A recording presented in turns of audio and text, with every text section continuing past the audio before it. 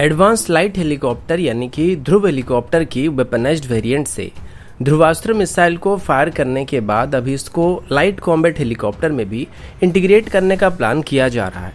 Russia की तरफ से अभी एक secret 5th generation fighter jet का टीजर को रिलीज किया गया था, जिसको जॉइंटली डेवलप करने के लिए रशिया पहले से ही भारत को अप्रोच कर चुका है। तेजस MK-1A फाइटर जेट्स के लिए अभी से ही HAL की तरफ से इंजन को खरीदना शुरू कर दिया गया है। क्या तालिबान के खिलाफ जंग लड़ने में भारत अफगानिस्तान की मदद करने वाला है? और अंत में इसरो किस वजह से श्रीहरिकोटा से स्मॉल सैटेलाइट लॉन्च व्हीकल को लॉन्च करने के बदले कुलशेखरपट्टनम में इसके लिए एक नई लॉन्चिंग फैसिलिटी को बनाना चाहता है? ऐसे ही कुछ और खबरों के बारे में हम आज की वीडियो में बात करने वाले हैं। नमस्कार दोस्तों, मेरा नाम है अंशुमन नायक और आप सभी का बहुत बहुत स्वागत है इंडियन डिफेंस न्यूज के डिफेंस टॉक सीरीज में, जहां पर हम रोज नए नए डिफेंस अपडेट्स के बारे में बात करते हैं। तो चलिए देर न करते हुए आज की वीडियो शुरू करते हैं।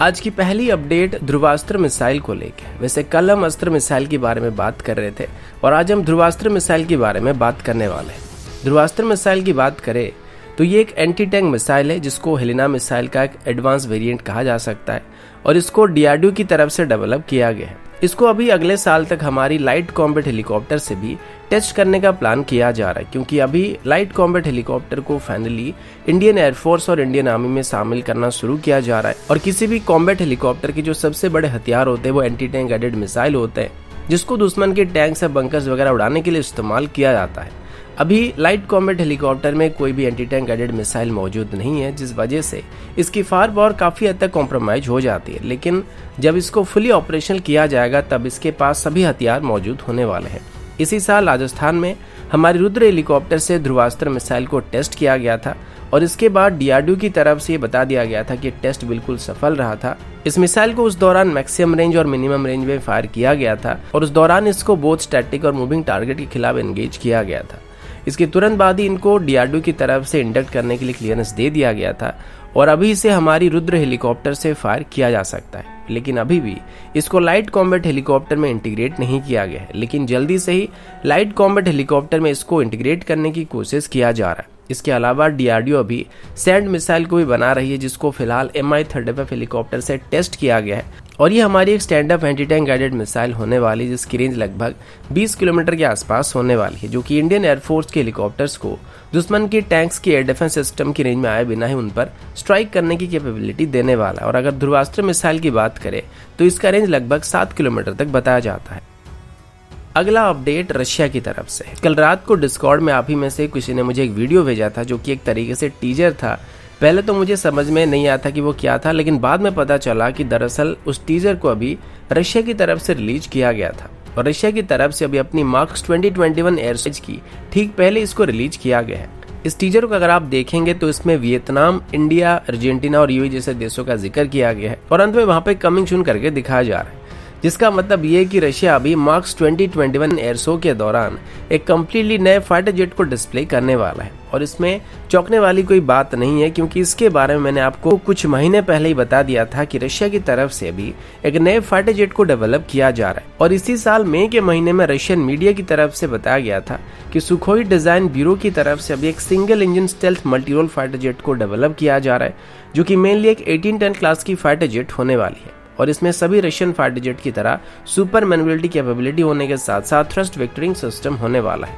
इसमें ज्वाइन करने के लिए रशिया की तरफ से भारत को भी इनवाइट किया गया था, लेकिन भारत की तरफ से अभी तक इस पर कोई भी ऑफिशियल स्टेटमेंट इशू नहीं किया गया था। इस एयरक्राफ्ट को रशिया अभी मेनली एक्सपोर्ट करने के लिए बना रहा है और टीजर में जितना भी दिखाया गया था और जितने देश का जिक्र किया गया है उन सभी देशों को आगे चल के इसको एक्सपोर्ट करने का कायम रखा गया है। और इसको अभी रशिया की तरफ से यूनाइटेड स्टेट के F-35 को काउंटर करने के लिए डेवलप किया जा रहा है। अगर इस टीजर को आप अच्छे तरीके से देखेंगे तो इसमें जो पायलट का बैच लगा हुआ है उसमें एक सिंगल इंजन फाइटर जेट दिख रहा है और मेरे हिसाब से ये जो फाइटर जेट होने वाली है cost effective 5th generation fighter होने वाली है, जिसको आगे चल के रशिया बड़ी मात्रा में एक्सपोर्ट करने के लिए डेवलप कर रहा है, क्योंकि अभी एक्सपोर्ट करने के लिए रशिया के पास जो 4.5 जनरेशन के फाइटर मौजूद है वो अभी अपने ग्लोबल काउंटरपार्ट के मुकाबले पीछे पड़ने लगे हैं, जिस वजह से रशिया अभी एक्सपोर्ट मार्केट पर कब्जा करने के लिए एक नई 5th जनरेशन मल्टीरोल फाइटर को डेवलप कर रही है, ताकि आगे चल के एक्सपोर्ट मार्केट में अपने सभी कंपटीटर्स को पीछे छोड़ सके। अगला अपडेट राफेल को लेके। आप सभी को पता होगा कि अब तक भारत को फ्रांस की तरफ से लगभग 25 के आसपास रफेल डिलीवर किए जा चुके हैं, जिनमें से 18 रफेल तो अंबाला एयरबेस में डिप्लॉय किए गए हैं और बाकी बचे रफेल को हसीमारा एयरबेस में डिप्लॉय किया जाएगा। अभी फिलहाल के लिए अंबाला एयरबेस में रफेल की पहली स्क्वाड्रन कंप्लीट हो चुकी है और इसी बीच हसीमारा एयरबेस में रफेल को डिप्लॉय करने के लिए सभी तैयारी किया जा रहा है। इंडियन एयरफोर्स की तरफ से बताया गया कि 26 जुलाई से हमारी दूसरी रफेल स्क्वाड्रन को पूरी तरीके से ऑपरेशनल कर दिया जाएगा। इसका नाम 101 स्क्वाड्रन होने वाला है और अभी इसको ईस्टर्न फ्रंट में डिप्लॉय किया जाएगा। अभी फ्रांस की तरफ से हमको जितने भी एडिशनल रफेल डिलीवर किए गए हैं वो सभी के सभी अंबाला एयरबेस में ही मौजूद है और अभी इनको अंबाला एयरबेस से 1 या 2 दिनों के अंदर ही हसीमारा एयरबेस में शिफ्ट कर दिया जाएगा। इनको फिलहाल कैप मिशन में वहीं से ही भेजा जा रहा है और ये अंबाला एयरबेस से लेकर लद्दाख तक का चक्कर लगा रहे हैं, लेकिन ऑफिशियली इनको 1 या 2 दिनों के बाद हसीमारा एयरबेस में शिफ्ट करना शुरू कर दिया जाएगा। अब हसीमारा एयरबेस की बात करें तो वहां पर सिर्फ रफेल नहीं बल्कि रफेल के साथ वहां पर Su-30 MKI को भी डिप्लॉय किया जाएगा और आगे चल के ये दोनों वहां पे जॉइंटली ऑपरेट करने वाले और Su-30 MKI के साथ रफेल आगे चल के एक डेडली कॉम्बिनेशन होने वाला है।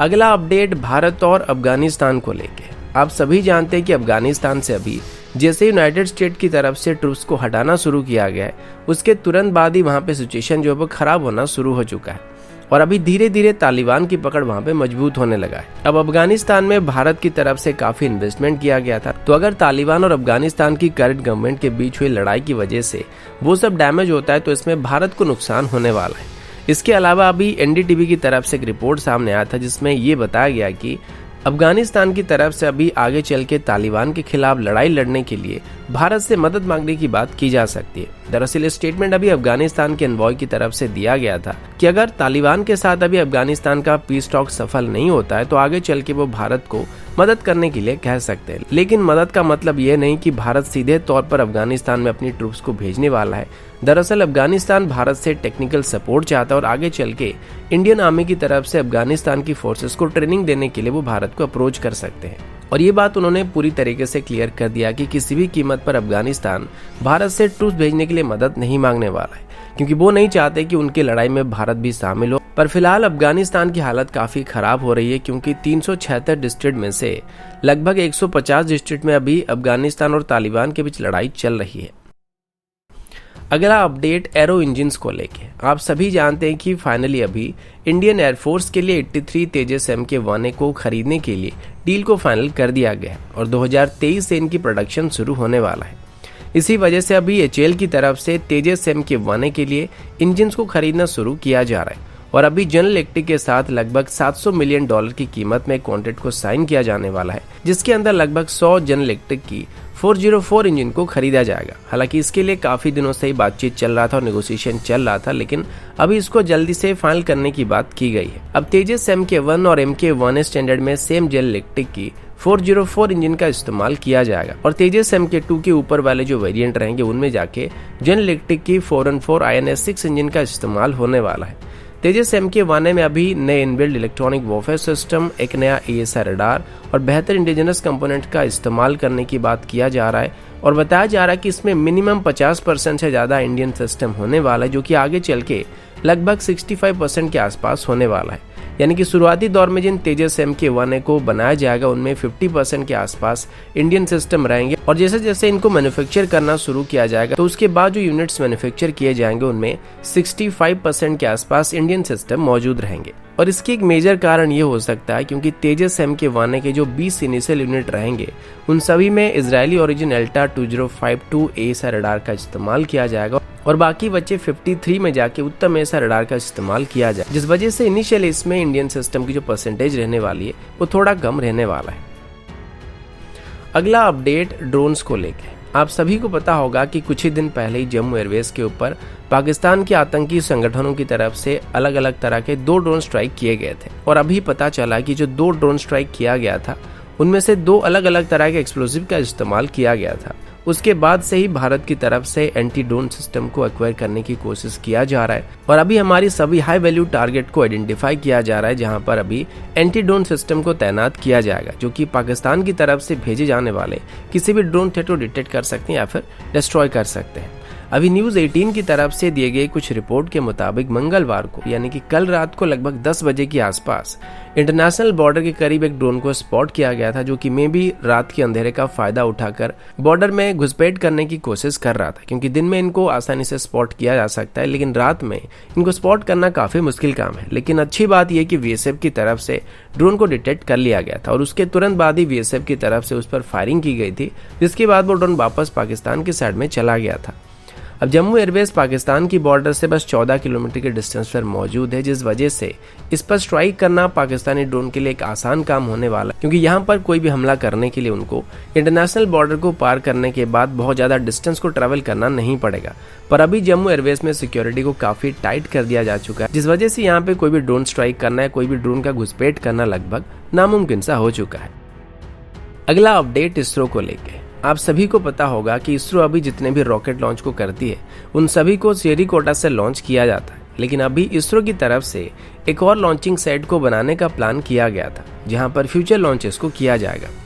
इसके लिए पिछले कई सालों से लैंड एक्विजिशन को लेकर डिस्कशन किया जा रहा था और सबसे पहले 2019 में इसरो की तरफ से कुलशेखरपट्टनम में अपनी सेकेंड लॉन्चिंग साइट को या लॉन्चिंग पोर्ट को बनाने का फैसला किया गया था। इसरो का ये कहना था कि यहाँ से स्मॉल सैटेलाइट्स को वो लॉन्च करने वाला है और ये इसरो को एक स्ट्रेटेजिक एडवांटेजेस भी दिलाने वाला है, क्योंकि यहाँ से लॉन्च किए जाने वाले सैटेलाइट्स को सीधे तौर पर पोलर ऑर्बिट के अंदर इंजेक्ट किया जा सकता है, जबकि श्रीहरिकोटा से लॉन्च होने वाले सैटेलाइट्स या लॉन्चिंग व्हीकल को श्रीलंका से ऊपर से होते हुए ना गुजरने के लिए अवॉइड करना पड़ता है और इस वजह से जो लॉन्चिंग व्हीकल का रास्ता होता है वो थोड़ा बदला जाता है और इसके लिए हमको ज्यादा फ्यूल भी खर्च करना पड़ता है। अब हालांकि पीएसएलवी या जीएसएलवी जैसे लॉन्च व्हीकल में हम ये आसानी से कर सकते हैं, क्योंकि हमारे पास सफिशिएंट मात्रा में फ्यूल मौजूद होता है, लेकिन एसएसएलवी में हमारे पास लिमिटेड फ्यूल मौजूद होने वाला है, जिस वजह से हम जितनी शॉर्ट डिस्टेंस पर इसको ऑर्बिट में प्लेस कर पाएंगे ये हमारे लिए उतना ही अच्छा होने वाला है। इसी वजह से इसरो की तरफ से कुलशेखरपट्टनम को सिलेक्ट किया गया था और 2020 की सितंबर तक